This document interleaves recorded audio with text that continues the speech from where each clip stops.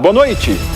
Amor à literatura. Vendas na Feira do Livro crescem 24% nos primeiros dias. Na feirinha infantil, contação de histórias faz a alegria dos pequenos leitores. Deputados adiam pela 5ª vez votação do projeto que reduz teto das RPVs. Há 3 dias em greve, petroleiros garantem estoque de combustível apenas até o fim do mês. Chuvas acima da média provocam quebra na safra de trigo do estado. Você vai ver agora os principais fatos do dia, na capital e no interior do estado.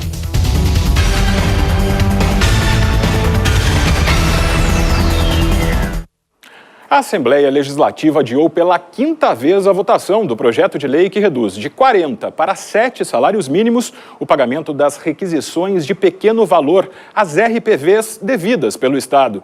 O motivo foi a falta de quórum. Apenas 2 deputados confirmaram presença no plenário. A falta de quórum para a votação do projeto foi uma estratégia da base governista, que não descarta o pedido de retirada do PL se não houver consenso. Nós tivemos aqui hoje pedido de retirada para ver se ainda há uma hipótese de construção. Mas se não houver construção, eu não posso levar a minha base a uma derrota. Esta semana vamos conversar com os deputados e espero que a gente não precise passar o fim de semana. Ou constrói a maioria ou já tem o projeto ou requerimento do governador para a retirada do projeto. A matéria já tranca a pauta de votações da Assembleia desde o dia 8 de outubro. Se o projeto não for retirado pelo Executivo, deverá ir à votação novamente na próxima terça-feira, dia 10 de novembro. A Comissão de Constituição e Justiça da Assembleia rejeitou o relatório do deputado estadual Ciro Simone, que recomendava a suspensão do parlamentar Diógenes Bacejo. A proposta foi derrubada por 10 votos a 2. Somente integrantes da bancada do PDT votaram a favor. Bacejo foi acusado de recolher parte dos salários dos servidores do gabinete, de contratar uma funcionária fantasma e alterar odômetros dos veículos para receber mais do que deveria pela gasolina utilizada. O deputado se defendeu, alegando que o ex-assessor exonerado que o denunciou é que estaria envolvido em um esquema de fraudes. Tanto o Neuromar Gato quanto o parlamentar estão com os bens bloqueados pela Justiça por uma ação do Ministério Público. Como a suspensão foi rejeitada pela Comissão de Constituição e Justiça, o texto que recomendava a medida será encaminhado para a mesa diretora do Parlamento Gaúcho, que decidirá o que fazer.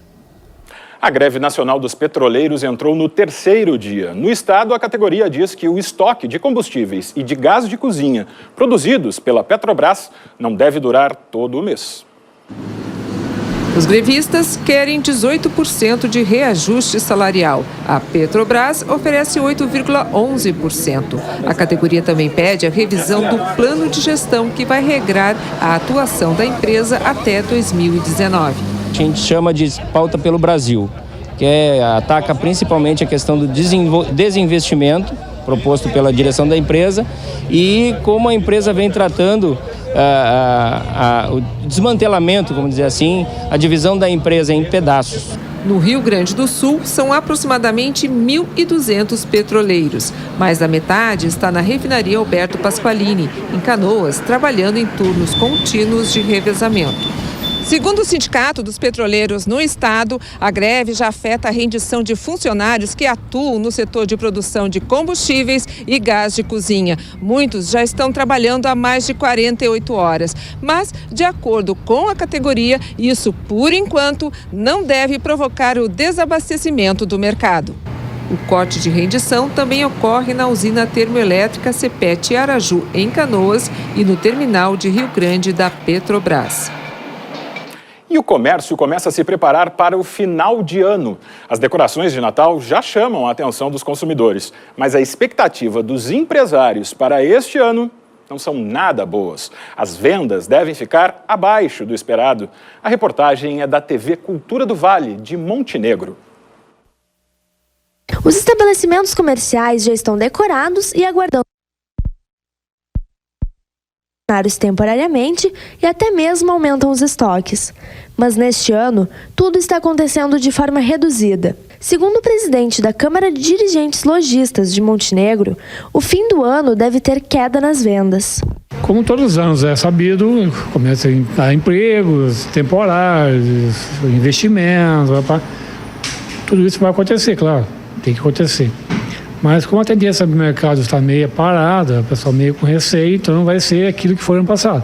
Uma pesquisa realizada pela Associação Mineira de Supermercados afirma que as compras de Natal em 2015 devem baixar em comparação a 2014. O estudo ainda mostra que 43% dos entrevistados vão ter mais cautela na hora de fazer as compras. Nesta loja em Montenegro, as promoções podem ser a solução para épocas em que há menos volume de vendas. Como o pessoal fala muito em crise, né, está sendo muito comentado, e então a gente acredita sim que vai dar uma certa redução, né, que nem os presentes vão ser mais os presentinhos básicos mesmos, né, mas a gente acredita que batendo o espírito natalino, que realmente a coisa comece a fluir lá por metade de novembro, até final de novembro, que a coisa comece a fluir, é o que a gente espera, né? A região sul deve ter uma quarta-feira sem chuvas, bem diferente do resto do estado. Em Bagé, muitas nuvens, a máxima não passa dos 20 graus. Em Pelotas, o sol aparece à tarde, mínima de 16 graus. No litoral sul, sol entre nuvens e baixa variação de temperatura. Faz 20 graus em Rio Grande. E assista ainda nesta edição. Contadores de histórias dão vida a personagens da literatura infantil na Feira do Livro de Porto Alegre. E depois do intervalo, você vai ver os impactos do excesso de chuva nas lavouras de inverno do estado. Nós já voltamos. Apoio House On Home Store.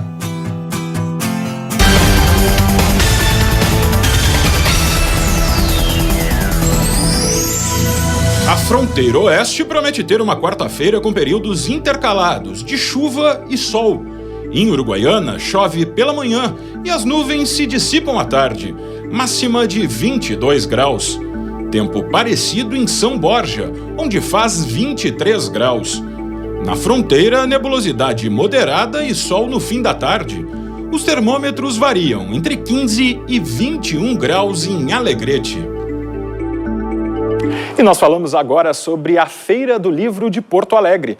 Logo nos primeiros dias já houve um aumento de 24% nas vendas em comparação com o mesmo período do ano passado. A Dalva Bavaresco está hoje na Praça da Alfândega e traz as informações para a gente ao vivo. Boa noite, Dalva. A que se deve esse aumento significativo na venda de livros? Boa noite, Daniel. Boa noite a todos os telespectadores. Olha, 2 motivos contribuíram bastante para o aumento de vendas nesses primeiros 3 dias da feira.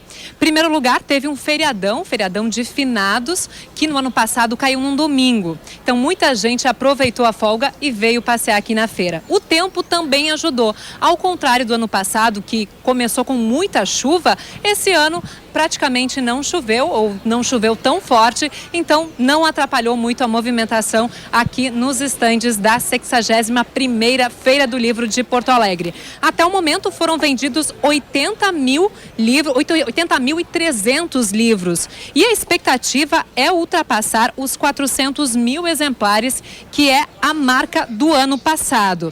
24% de aumento nas vendas até agora. Esse é o balanço parcial que acabou de sair. O primeiro saiu agora no fim da tarde. E para quem quiser aproveitar a Feira do Livro para ajudar as vítimas das enchentes, pode aproveitar o período do evento também para passear no barco Cisne Branco e ajudar a campanha SOS Ilhas. Assim, com os recursos arrecadados, quem sofre com as enchentes nas ilhas do Guaíba vai poder receber algum auxílio. Veja na reportagem. Navegar pelo Guaíba, ter outro ponto de vista da cidade e ainda conhecer as margens das ilhas do estuário. Pois além do turismo, o tradicional passeio no barco Cisne Branco em Porto Alegre agora promove a solidariedade. Durante a Feira do Livro, no horário das 9 da manhã, o ingresso fica liberado para os passageiros que trouxerem doações para os moradores das ilhas, afetados pelas cheias do Guaíba nos últimos dias. E a gente quis aproveitar uma demanda maior existente neste entorno aqui da Feira do Livro, do Cais Mauá, para poder mobilizar essas pessoas para virem para cá, né? No final de semana já começaram as primeiras doações. A Defesa Civil, parceira da iniciativa, informa que as famílias precisam principalmente de produtos de limpeza, toalhas, cobertores, travesseiros e até eletrodomésticos. Estes 3 militares estão trabalhando na Biblioteca do Exército Brasileiro na Feira do Livro. No dia de folga hoje, trouxeram doações para fazer o passeio e conhecer Porto Alegre e ainda incentivar a responsabilidade social. O Exército sempre se preocupou com essa parte aí e a gente, em particular, também acha importante, né? Porque se todo mundo fizer um pouquinho, né? Ajuda muito o pessoal mais carente. E no próximo bloco eu volto com mais informações aqui direto da Feira do Livro de Porto Alegre, da Praça da Alfândega. Voltamos aos estúdios, é com você, Daniel Vasquez. Maravilha, obrigado, Dalva, até daqui a pouquinho. E a gente segue com a abertura oficial, agora à tarde, da colheita do pêssego no bairro Campo Novo, na zona sul de Porto Alegre. Com o excesso de chuvas, a previsão é de quebra na safra. Os fruticultores estimam a produção de 400 toneladas este ano, quase metade do que foi colhido no ano passado. Parte das frutas será vendida na Festa do Pêssego, que começa no próximo sábado, no bairro Vila Nova. A festa ocorre nos finais de semana de novembro, das 9 horas da manhã às 8 da noite. E produtores gaúchos calculam as perdas nas lavouras de trigo em função do excesso de chuvas na primavera. No noroeste do estado, o prejuízo pode chegar a 60%. A reportagem é da TV Ijuí.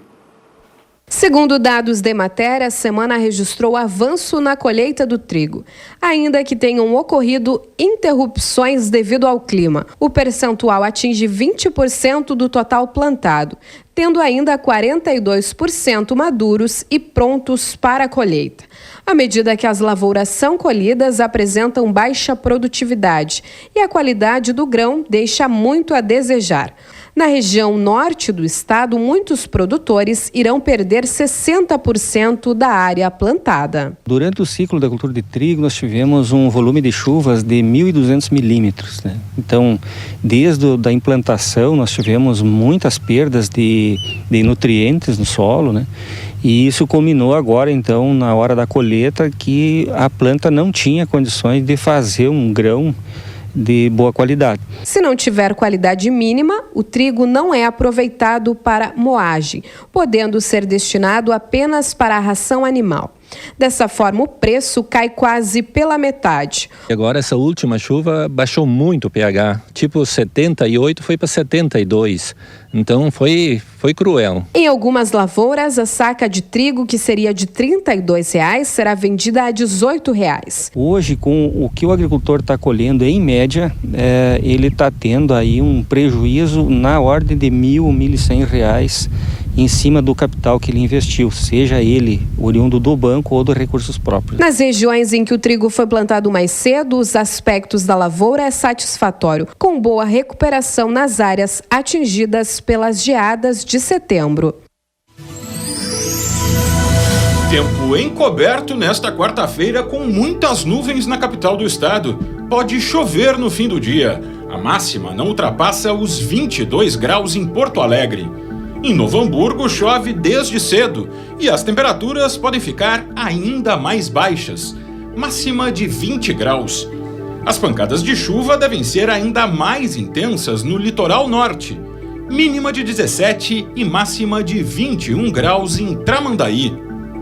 E assista depois do intervalo. Contação de histórias faz a alegria dos pequenos leitores na Feira do Livro de Porto Alegre. A gente volta já.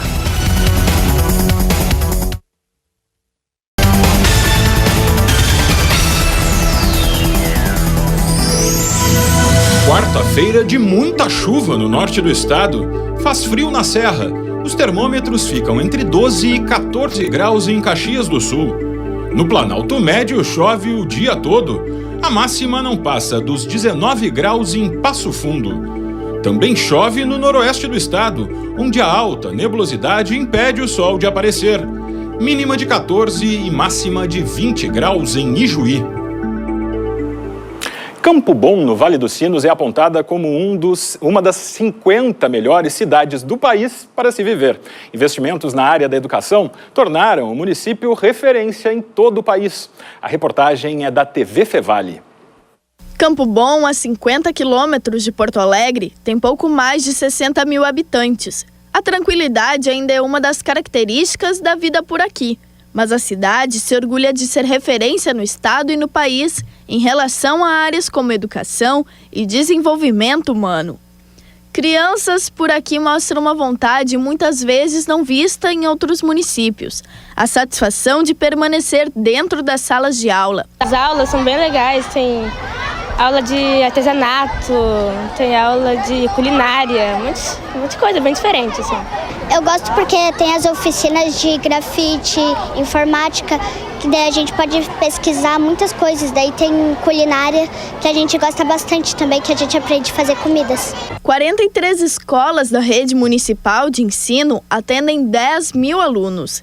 Para se manter no topo da lista como uma das cidades com a melhor qualidade em educação do Brasil, não há outro caminho senão o do investimento contínuo. Investe na educação infantil, que a gente sabe que quanto mais cedo uma criança ingressar, mais resultados positivos terá lá na frente, assim como as políticas de leitura. A tecnologia é um dos investimentos que o município faz nesse sentido para poder ter todos esses indicadores de qualidade. Mas eu atribuo muito ainda o papel do professor.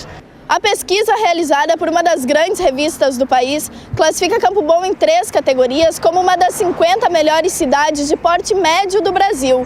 No ranking, o município aparece em 13º lugar no quesito educação, 17º nos indicadores sociais e 37º na capacidade de arrecadação. Mesmo estando entre as melhores cidades do país, os governantes sabem das lutas que ainda são necessárias para a melhora de muitas outras áreas que o município necessita. Então, o compromisso que a gente tem é de melhorar cada vez mais, mas para que isso ocorra também precisa se ter um planejamento, algo que se almeje a determinado tempo, né, fundamental. Mas mais do que isso, recursos para conseguir manter o que já foi feito e projetar algumas coisas melhores ainda para a cidade. Alta nebulosidade e previsão de chuva em alguns pontos do centro do estado nesta quarta-feira. No Vale do Rio Pardo, pancadas moderadas. A temperatura não passa dos 18 graus. Em Santa Maria, chove o dia todo, faz 19 graus. Em Cachoeira do Sul, dia nublado e com poucas chances do sol aparecer. A temperatura varia entre 17 e 19 graus. E a gente volta a conversar com a Dalva Bavaresco, que hoje está na Praça da Alfândega, acompanhando a Feira do Livro de Porto Alegre. Dalva, como é que anda a movimentação por aí nesses primeiros dias da feira? Olha, a movimentação é bastante intensa, como vocês podem ver aqui pelos corredores, bastante gente circulando, olhando os livros aqui nas bancas em busca de alguns bons títulos, bons preços também. A venda, como a gente falou, aumentou nos 3 primeiros dias do evento, 24%, e também aumentou um pouco a movimentação, o número de pessoas que passou por aqui, que já chega a 320 mil pessoas, e a expectativa é de que esse número chegue a 1.400.000 pessoas até o final do evento. E entre as pessoas que estão aqui passeando pela Feira do Livro de Porto Alegre, está também o patrono deste ano, o poeta e escritor Dilan Camargo, que agora vem todo dia bater ponto aqui como o patrono da feira. Como é que é trabalhar nessa atividade e quantas horas por dia você passa por aqui? Realmente é uma maravilha, um momento muito importante quando eu entro na feira. Eu me lembro de feiras e feiras que eu sempre fui um assíduo frequentador, e quando eu entro nas primeiras alamedas da feira, eu mudo a minha sensação, a minha percepção do mundo, porque é um mundo encantado. A gente entra numa outra relação com as pessoas, tenho encontrado amigos que vêm me cumprimentar, vêm me repartir essa alegria de ter me visto como patrono. Então é uma experiência muito grande. Na medida do possível, estou visitando as bancas, conversando com os livreiros, ouvindo isso. Tu acaba de dizer que realmente eles estão tendo uma feira melhor este ano, realmente bem melhor em termos de resultados nas vendas do número de livros. Tenho encontrado escritores, amigos, tentado participar de algumas atividades, que são muitas atividades paralelas dentro da Feira do Livro, em vários locais. Hoje eu estive como escritor, simplesmente, não só como patrono, me encontrando com crianças de escolas, que é sempre o melhor momento para quem escreve para as crianças ou escreve para jovens, é se encontrar com os leitores. Pois é, uma das suas bandeiras aqui na Feira do Livro é defender e estimular a leitura entre as crianças. Como é que pode ser feito isso desde cedo? Isso é algo fundamental na formação da leitura. Para mim, o mais importante que existe para as crianças é um mediador de leitura. Sempre foi a família, sempre foram os pais. O pai, a mãe lendo para as crianças em casa, lendo à noite antes de eles dormirem. E agora a escola tem feito esse papel. As professoras, muitas delas encantadas, assim, arrebatadas literalmente pela paixão da leitura, têm feito esse papel. O primeiro ponto é justamente apresentar o livro à criança. As crianças veem o mundo, como todos nós, ninguém perguntou para a gente se queria vir. Os pais, então, têm uma responsabilidade muito grande de apresentar este mundo para as crianças. E, principalmente, apresentar o mundo interior, que é mais complexo, mais rico e mais difícil de lidar. E os livros são este caminho, são esse meio, são esse objeto civilizatório, cultural que é o livro, de apresentar para as crianças o mundo dos contos de fadas, dos contos maravilhosos, da magia das histórias, do sonho, do medo, do terror. Todo esse mundo interior nosso está contido dentro dessa literatura para as crianças. Então o livro é um caminho extraordinário para a criança descobrir o seu mundo interior, que é o mais rico de todos, é o mais importante, do qual nós não conseguimos sair. A gente pode ir para onde quiser, mas o mundo vai junto com a gente. Então, quem faz esse trabalho de mediação da cultura é fundamental nos dias de hoje. Patrono da Feira do Livro de Porto Alegre 2015, Dilan Camargo, muito obrigada pela sua entrevista aqui no segunda edição. E a gente, sucesso também nessa atividade aí no incentivo à leitura. A gente falava de como é importante começar desde cedo incentivando esse hábito entre as crianças. E uma das estratégias para isso também pode ser a contação de histórias. É o que você confere na reportagem. Luiz Pimentel é jornalista, escritor e dramaturgo. Autor de mais de 50 livros para público adulto e infantil, também participou do lendário jornal O Pasquim. Hoje, na Feira do Livro Infantil, ele trocou de papel. Foi entrevistado por crianças cheias de curiosidade. Por que o mar ficava verde? Como é que tu consegue escrever tantos livros? Pimentel participou da atividade Autor no Palco, que coloca escritores em contato direto com os pequenos leitores. A resposta do público infantil é toda baseada no inusitado, é baseado no lúdico. A sensação que o livro provoca na criança é uma sensação quase sempre nova para os autores, porque a gente nunca sabe exatamente que pergunta vai ser feita. Quero ler as outras histórias que ele escreveu. E como é que é você poder conhecer um autor, assim, ao vivo? É bem legal, daí, porque ali no livro não tinha foto dele, daí a gente vê ele, né, como é que ele é, né. Outro ponto bastante concorrido da Feira do Livro Infantil é o Jardim do Chapeleiro Maluco. O espaço é uma homenagem ao centenário do livro Alice no País das Maravilhas. Atores que são também cantores e contadores de histórias trazem para as crianças o universo de Alice, além de músicas e outras histórias infantis.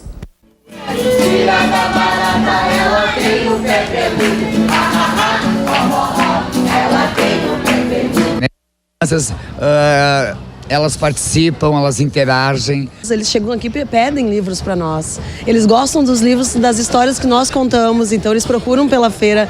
E aí isso acaba incentivando a leitura, né? Nossa programação tem como objetivo central a formação de leitores de literatura e de mediadores da leitura. E nós trabalhamos muito com estímulo da família, da leitura em família, tratando de incentivar a família que também faça a sua parte nesse processo. A Feira do Livro Infantil tem atividades a partir das 9 horas da manhã e as bancas abrem às 9h30. O agendamento para as escolas pode ser feito por e-mail. Já a Feira do Livro para o público adulto funciona a partir da 1h da tarde. Bom, quem vem para a Feira do Livro pode aproveitar para participar de uma série de atividades que são gratuitas. Elas incluem palestras, oficinas, sessões de autógrafos tradicionais a partir das 9 da manhã, tem encontro com autores, também apresentações musicais, cinema, teatro e muito mais. Para quem vier hoje à noite aqui na Feira do Livro, logo mais, agora a partir das 8 da noite, tem um concerto de música erudita para a comunidade, com obras baseadas na literatura de Miguel de Cervantes. E nós voltamos ao longo da programação da TVE, o jornalismo da TVE continua diariamente cobrindo aqui a Feira do Livro de Porto Alegre, nos programas Canal Aberto a partir da 1 da tarde e no segunda edição, sempre a partir das 7h30, nós trazemos mais informações. Uma boa noite para você e até amanhã. Boa noite, Dalva. Obrigado. E nós voltamos amanhã às 7h30 da noite com novas informações. Uma boa noite para você e até lá.